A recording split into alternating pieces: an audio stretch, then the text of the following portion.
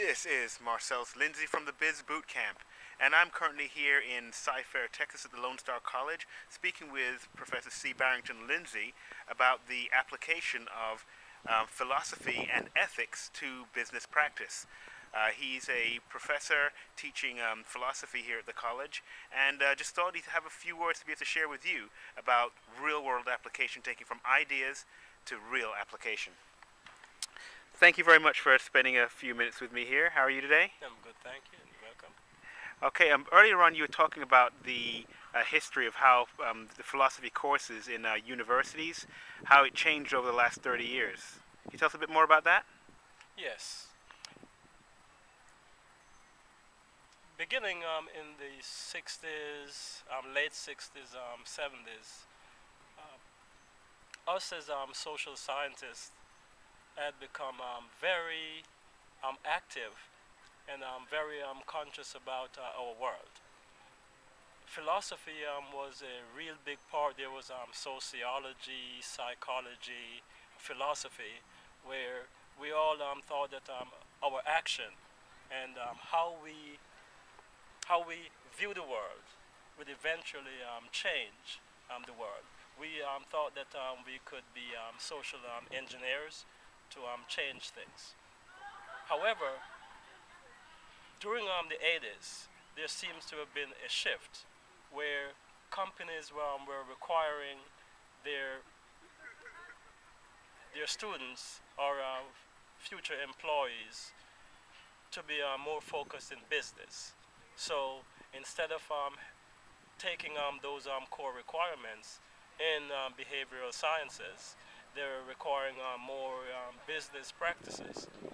This way, when they get there, they could have them focused on the business applications. However, by losing the grounding in the behavioral sciences, it was discovered later that the students weren't as well-rounded.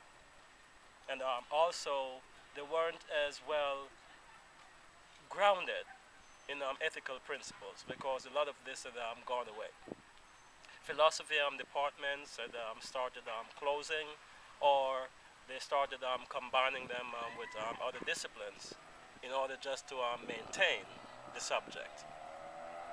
What happened was during after the Enron situation, they've come to now understand the need for ethics, the need to be trained in ethical principles, and for the whole moral structure. So now schools are actually, and businesses are actually requiring that you have some ethics courses in order to be able to help in you making decisions in your business life. To the point where this college has gone from 8 sections of philosophy before Enron to now over 60-something section of philosophy. And ethics must now be a core requirement. And what do you think this will have a definite impact on the business leaders of tomorrow? Absolutely. If, for all intents and purposes, as people have come to realize, if some of these people in the Enron organization had been taught ethical principles, we think that the whole thing wouldn't have happened the way it did. Because they would be more conscious in their decision making of the principles that would eventually affect the world. Since we're now we're such a small community, it's no longer Europe, the Far East, the Middle East, but it's now a global community, and everything that each one of us does affects the other. Well, thank you very much. I think this is really insightful because in part of the discussions we've been having, we've talked about the business leaders of tomorrow and what fundamental skills that they need to have. And as you're saying, having ethics and morals and training in that to help them be able to make better decisions seems to be a core part of that. So thank you very much. You're welcome.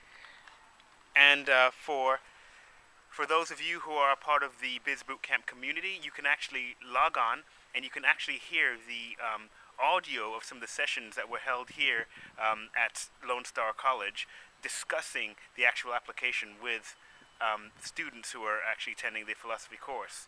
So thank you very much, and we'll see you at the Biz Bootcamp.